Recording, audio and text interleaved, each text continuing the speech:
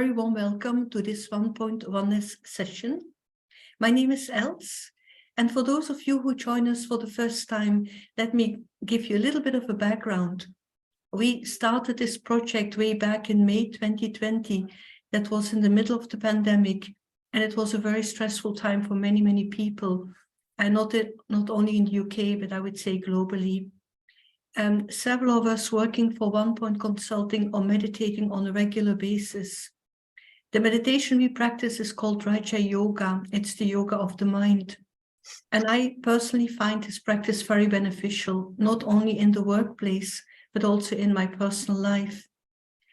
So far, we have had more than 120 guest speakers from all over the world.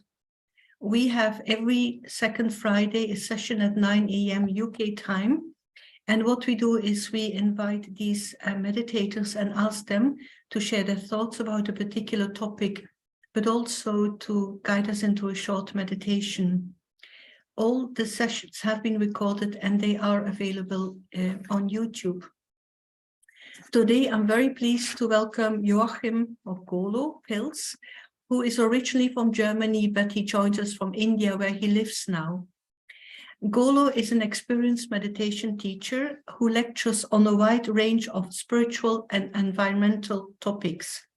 He advocates sustainable solutions through an ethical and value-based approach.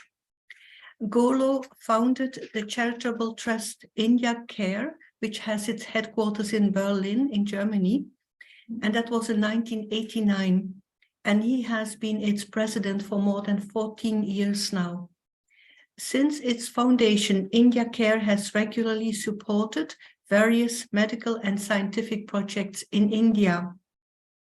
In 1990, Golo moved to India and he founded the Brahma Kumaris Solar Department.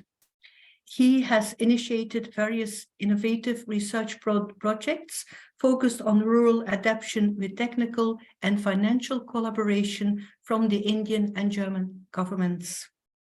In 2009, Golo became a founding member of a new environment initiative, and he has participated and lectured at all the UN change conferences since then.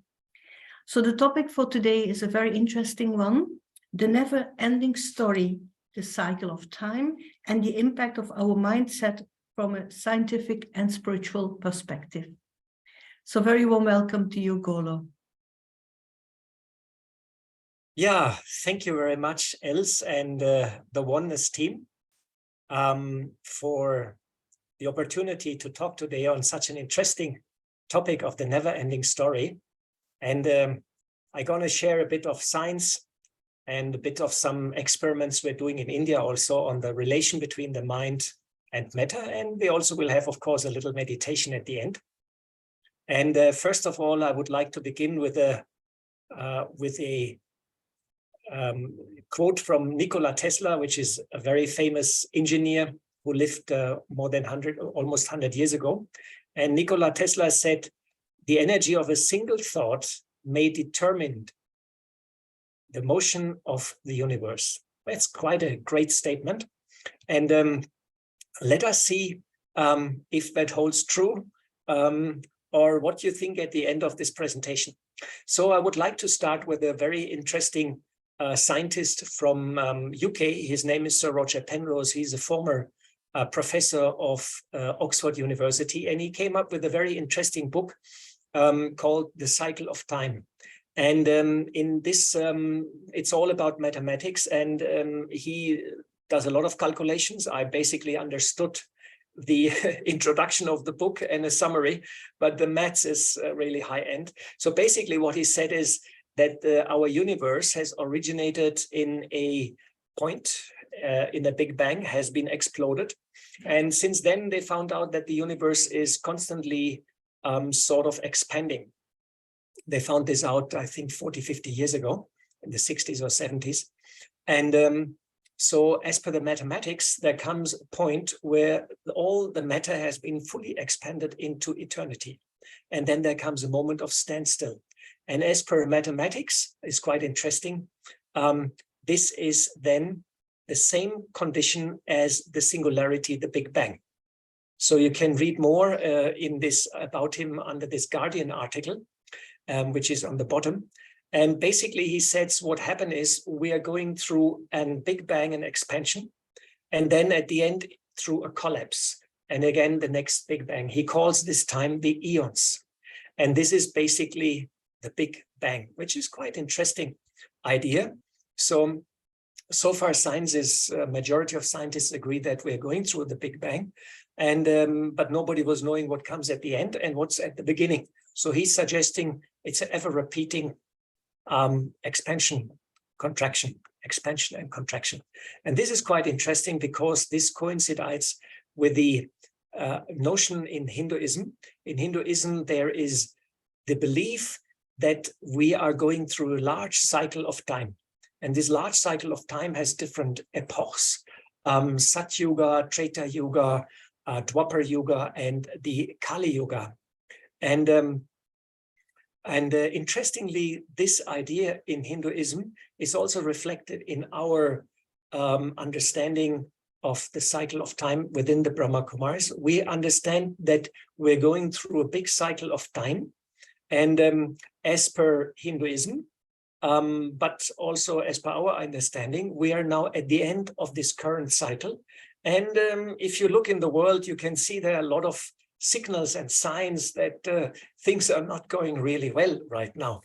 And even mainstream comes to the conclusion that we are in a sort of end time or apocalyptic time, a time which has been foretold many, many times in prophecies, in religions. But interestingly, also, there are quite a lot of scientists who are agreeing that we are now in a very difficult time of this world, of this planet, but also of our universe. And even you see Homer Simpson makes advertisements, this is the end is near. And this would not only mean the end of the world in cosmological terms, but it would mean also the end of the whole cosmos, of the whole universe. That's a quite interesting idea. And there is a very interesting book which I'd like to share with you in this regard. It's written by Katie Mack. It's pretty current, came out just recently. And she basically, from a scientific point of view, shares 5 major scenarios for the end of the universe. It's all purely scientific. She just sort of brings together all these concepts and ideas. And it's the ultimate destruction of reality and personal death. Quite nice, but the book is very interesting if you read it. However, she says there are 5 major theories. One is the big crunch. Everything gets crunched by gravity. Then heat death, universe expands, all energy is being released and nothing moves anymore and everything freezes. The big rip that I don't fully understand, everything gets torn apart. Vacuum decay and the big bounce. The big bounce is when the universe falls back, Big Bang expands and falls back. It's a quite interesting book to read. She gives the pros and the cons and all the ideas about it. So what we can see is that there's a lot of ideas and concepts in science floating around. Nothing is totally final about our universe, how it is made up, and that the universe might come at a certain time to an end. As per Indian philosophy and as per our understanding, we are in a sort of end time. And if you look, climate change, very horrible news, loss of biodiversity, but also the conflict scenario in the world, we're pretty much loaded with a lot of opportunities for an end game. Now I would like to share with you a very interesting quote from Max Planck. Max Planck, one of the founders of quantum physics. And he says, there is no matter as such, but there is a force in the particles and in the atoms which vibrate and holds all our solar and universe together. And he says, we must assume that behind this force is the existence of a conscious and an intelligence, mind. This mind is the matrix of all matter. It's quite interesting, this statement by Max Planck, one of the founders of quantum physics. And it is quite interesting to have a brief look on the history of science. And we know Newton came up with the theory of gravity, then which explained the motions of our planets and so on. And this was the beginning of the mechanistic worldview, where slowly, the religious concepts and ideas, there's a higher being, there's God, there might be a paradise, there might be a cycle of time. All these ideas got kicked out, and a rather mechanistic world war took over. And there was a lot of euphoria and optimism in those days, because people believed, wow, we can calculate everything, and humanity can sort of progress on its own. And we're not doomed what all the other ideas were telling us beforehand. So this was the beginning of the mechanistic worldview. Then Einstein came and formulated the general relativity theory, which led to the Big Bang theory, black holes, and the atomic bombs. Then in the late 1920s, the first ideas of the quantum physics came up, and that thrown away, that sort of was in opposition, you can say, to some extent, to the Einstein's relativity theory. Because when you go in the microscope and you go smaller and smaller and smaller, general theory of relativity is no more working.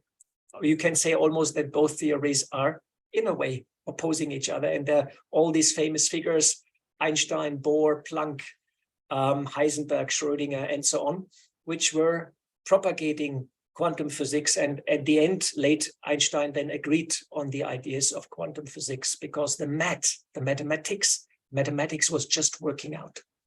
So science is still searching for the ultimate theory of unifying theory for the universe, which could sort of bring together quantum and relativity. However, they have not really found it out. And there's another quite interesting quote which I came across, and I like it very much.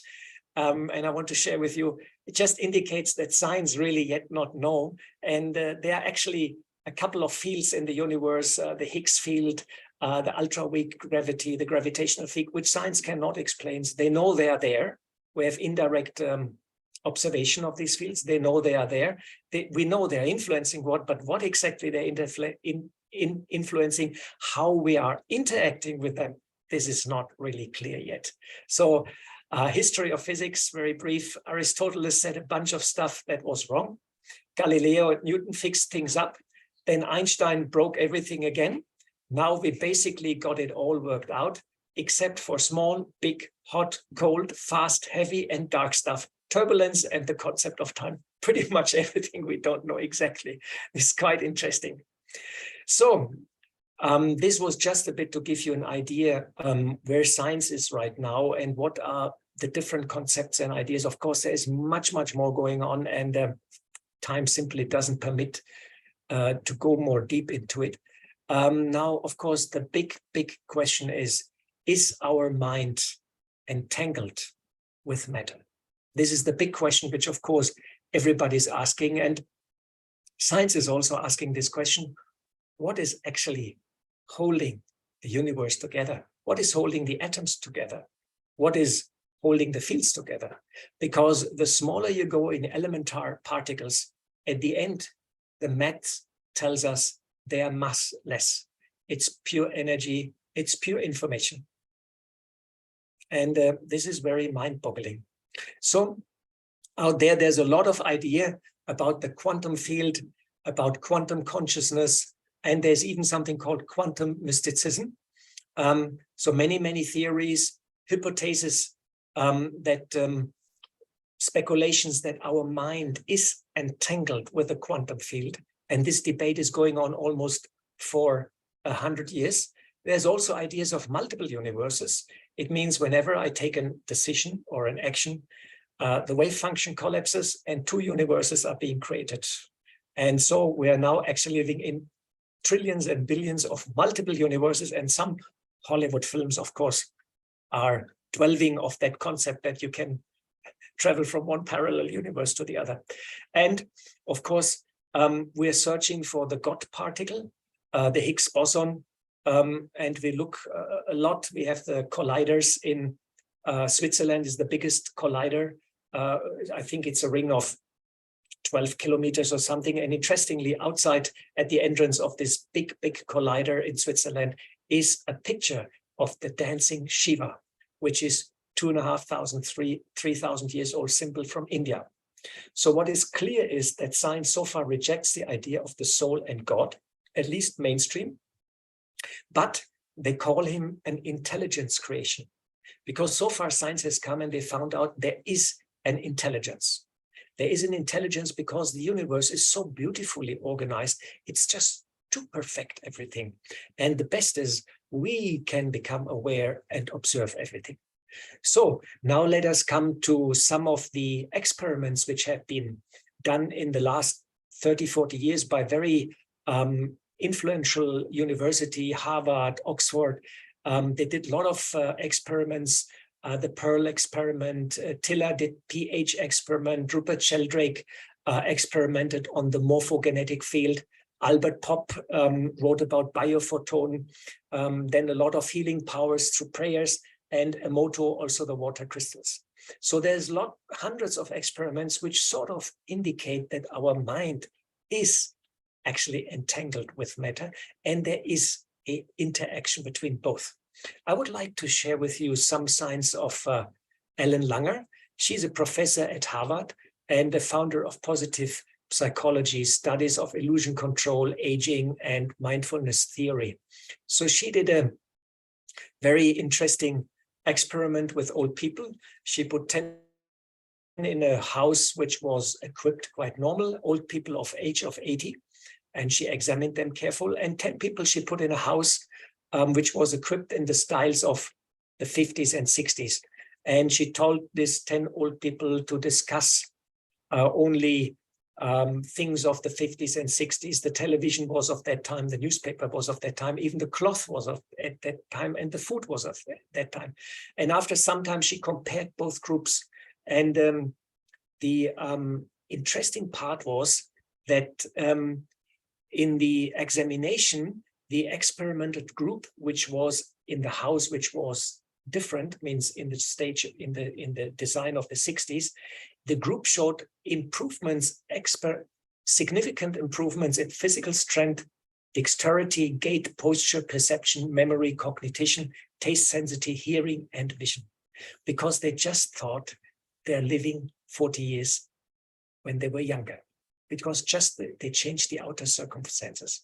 Some of these old people even said, I want to leave now the, the old age home. So much was the impact of the mind, what you think. And interestingly, she made also a crossword puzzle that with 50 students, and she gave them some 25, she gave 2 hours positive crossword puzzle with positive, encouraging solutions, and 25 got very negative crossword puzzle with very negative words and pulling you down and so on. After 2 hours, she did a test with both groups. They had to walk to the next building on the 3rd floor and wait there. The results were quite amazing. The people with a positive crossword puzzle walked almost double the speed, had more energy, and walked much faster up the stairs. So what it means is our mind has an impact in our physical reality, in our body. And of course, I have to share with you the famous double split experiment. In this double split experiment, already done in the 20s, science tried to find out the matter, what is light, what is the nature of light. So they did experiments with, on the left side, you see the light goes through a double slit wall and then hits a wall, and you have particles. And on the right side, you have the experiment result of light being a wave function. Interestingly, they got 2 results, sometimes this result, sometimes this, and this was very spooky. And then finally, they sort of found out that it is connected to the observation. If you observe the experiment, light behaves like a particle. And if you not observe, light behaves like a wave function. So this was very interesting result, and Einstein in the beginning didn't accept it because it was too spooky to him. He called it the spooky remote effects. But many scientists at that time believed that is a clear indicator that the observer of the experiment, the consciousness plays a very interesting role. And if we look actually into what is reality, we can see that we have the 3 dimensions of space, and then we have the light, the time arrow, which comes from the future and comes from the past and goes to the future, And the observer is right at the point, at the 0 point, where we observe the reality. And what science has come more or less to a conclusion is that our own thoughts and vision do create reality and are very, very deeply connected actually to reality. In Brahma Kumaris, we have done some experiments also on our own. I would like to share with you. One is about yogic farming. And in yogic farming, we have a group of 1,000 farmers in India, and we teach them meditation. Meditate with your seeds and meditate with your land. Means have positive, loving, sustaining thoughts towards the seeds, like you're very good, you're very positive, you are my friend, you will grow very nicely, and there won't be any bugs, etc., etc. And interestingly, the results were quite breathtaking, actually. And you can see here with carrots, and on the left side, you can see the chemical, you can see those with yoga vibrations and those organic. So interestingly, the carrots with good vibrations are the biggest, they're the most tasty, and no fertilizer required and no pesticide required. Just sitting there every morning, meditate 5 minutes with the field, with the carrots also, and tell them you're very good, you will grow very, very fast. And interestingly, it works. And we did this also with the wheat.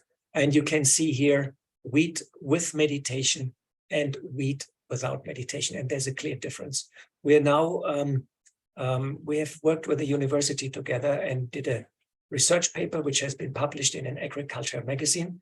And now we are identifying 70 farms in India where we are planning to implement yogic farming. And on the bottom, you can see yogikketi.org. That's our webpage, and you will find the research papers and all the informations. And the interesting thing is that the Indian government would like to work together with us now and implement this on a larger scale, because you save a lot of water, you save a lot of fertilizer, and you save a lot of pesticides, and that's what's also needed. So to say it in the words of Leonardo da Vinci, realize that everything connects to everything. Our mind radiates energy, we are connecting to the quantum field, and matter reacts and follows. It means through our observation, we are all the time influencing matter, all the time feedback comes, and we are connected to each other, but also through the physical reality around us. And this is a notion or an idea which the saints and the holy people all around the world always told us, that we are connected, and it's very, very important to control our mind and our thoughts. So the new paradigm is my inner world and the outer world are interconnected. And this means we have to look into our mindset. And now I come to the third part of this little presentation. Our mindset, what role actually plays our mind, our thoughts, our feelings, and our visualizations. And interestingly, they are connected to the karma, to the past, or you can say to the actions of the past. Because whatever I do in the past, it records me. It creates my trigger points. It creates my strength. It creates my weakness. It creates my habit. We know that from scientific studies that my young ages, my young time when I'm a youngster, they're impregnating my habits. Once I'm 14, 15, my major habits are set. And I'm following basically the neuronal networks which I have created in my youth. So what we have to do is we have to start learning to think positive upon ourselves. Bless ourselves in the morning. I'm very good. Everything is going to happen very nicely. I'm strong. I'm powerful. I'm healthy. Then think positive about others. This is a good person. This is a good person. This one is also a good person. If I don't like it, just try it out and give blessings to other people. And lastly, think positive on the world. Give blessings to the environmental crisis. Give healing vibrations to loss of biodiversity. Give positive vibrations of peace to the war scenarios, to the war theaters which are going on all over the world, and console all the souls which are suffering. So now the big question is where to get strength, how to bring this change in my mindset, because my mind is going here and there, not always positive. Well, this is where the power of meditation comes in. Meditation is a very powerful method, or you can say yoga, which is changing slowly our mindset and our habits. And one of the great teachers of the Brahma Kumaris, Dadi Janki, she was a big promoter of meditation or yoga. Yoga means in old Sanskrit meaning connection with the divine for self-enlightenment. Isn't it nice? You connect to the divine light and you bring the light into yourself and chase all the shadows away. And she always said, become a healer, a helper of God, be loving and compassionate, be a healer for the world, and be a guide to the light, and achieve all that through the power of meditation. And of course, in that we have to deal with our old karma, and we have to see how much of old karma is with us. And there's some signs. You want something, it doesn't happen, or something happens suddenly to you, get sick, or you have an accident, or you're suffering in interactions with others, with friends or relatives. If any of these signs are there, you have karma on yourself, and it's a good moment to start meditation. And there's a lot of scientific experience and ideas from the field of science, what meditation actually does. They did a lot of experiments the last 30 years with yogis, with meditators, put them in the scanner, put them in MRIs and so on. And they found out it increases your social competence. You love yourself and you love others. Number two, it deepens relaxation and improves also your health. Meditators are usually in general a bit more healthy than non-meditators. Then it also increases your brain cells and activity. And that's something special, because normally from the age of 25, the brain is shrinking. But if you meditate regularly, you can reverse the process. And lastly, it changes habits and awareness. And this is very, very important, because you are able to change your neuronal network, your habits, which are causing so much problems, your anger, your greed, and so on. All these negative things you can convert into love and compassion. So a lot of scientific evidence, you meditate and you change your thought patterns. And you can go to these web pages, you will find lots of articles, peer-reviewed papers on the power of meditation. And Mahatma Gandhi, one of the great sages, one of the great leaders of the world, he says, always aim at complete harmony of thought, word, and deed. Always aim at purifying your thoughts, and everything will be well. Isn't that nice? Just create harmony in your thoughts, words, and deeds. Purify your thoughts, and everything will become well. Wouldn't that be nice? We all start working positive and the world starts following. And exactly such kind of experiments have been done by a group in I think in Washington. There was a group of people, they meditated over a certain period. And in that time of their meditation, the crime rate went down. Quite interesting experiment which has been done. So harmony of our thoughts. It means imagine your perfect world. This is the creative power which we all have. We have an incredible power through our mind, through our thoughts, because we radiate energy out. Imagine your perfect world.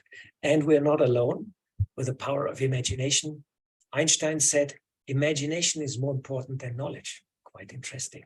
For knowledge is limited to all we know and understand, while imagination embraces the entire world and all that ever will be to know and understand.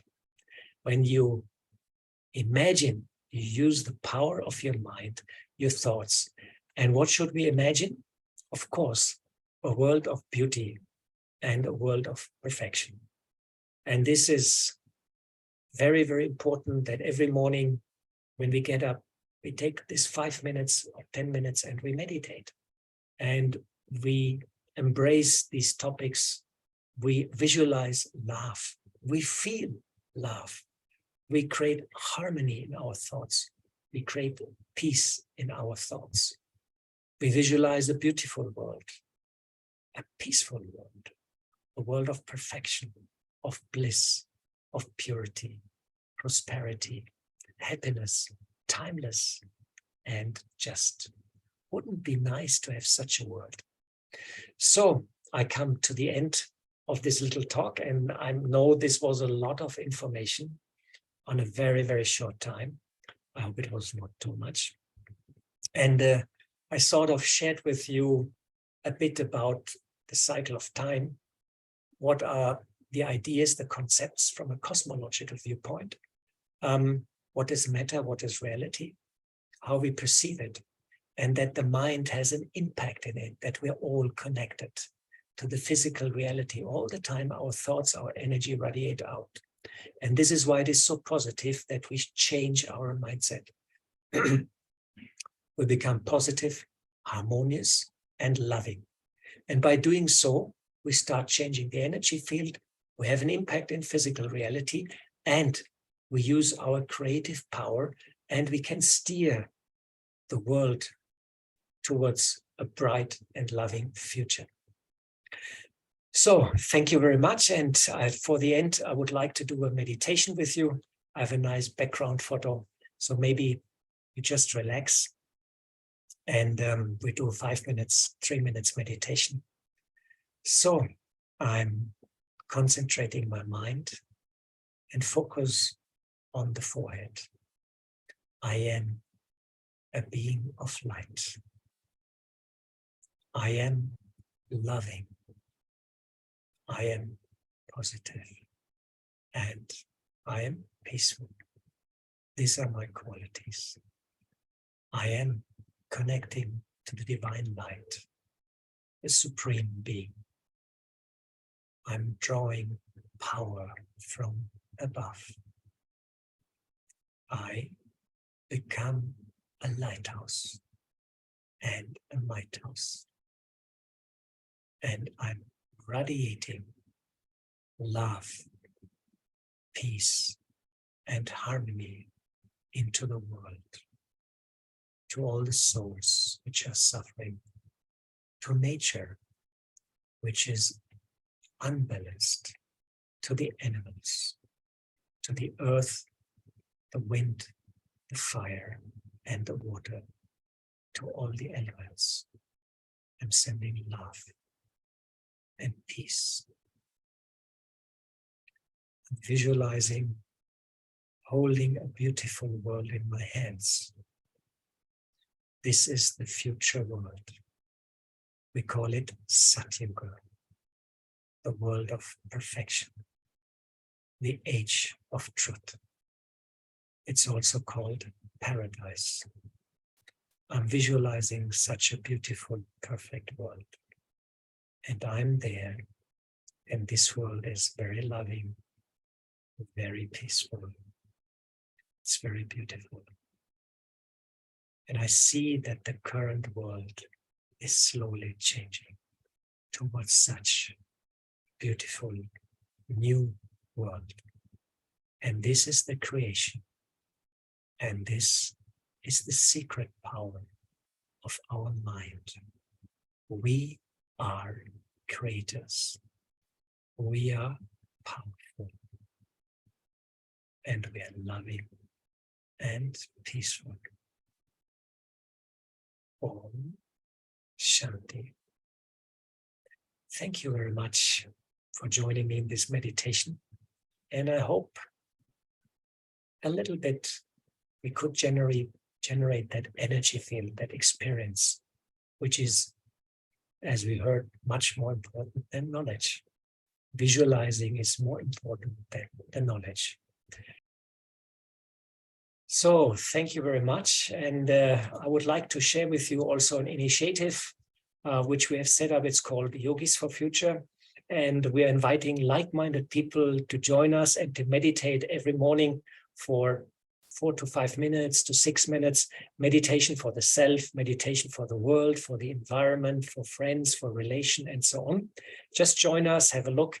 We're on Instagram, Facebook, and Twitter also. These are free meditations. And if you use that every morning for 5 minutes, I'm sure that your life will change, and the friends around you, your situation, the family, everything will become bright and go in the positive direction. Yeah, last not least, here are our web pages, and you can see, you can find more information in brahmakumaris.org, brahmakumaris.com, and yogisforfuture.org on the environment, on our environment initiative where we go to the United Nations, echo.brahmakumaris.org, and on our solar activities, solarbrahmakumaris.com. Thank you very much and have a nice day and sunny greetings from India. Thank you, Golo. That was quite fascinating what you shared. And I heard about yogic farming before, but when I saw these pictures, I thought, wow, that's really amazing when you see these results and when you see all these experiments happening around the world. And I definitely believe that our thoughts create our reality, and also that it's so important to create positive thoughts about ourselves, about others, about the world. So thank you so much for sharing that and for the beautiful meditation commentary. Thank you very much. More than welcome, Golo. So we will announce the next Oneness sessions on the 1.Oneness website. I hope you have all enjoyed the session today, and it will all be available on YouTube. You can also find the previous Oneness sessions on YouTube. Thanks, everyone. Thanks to the technical team, and have a very nice day. Bye-bye.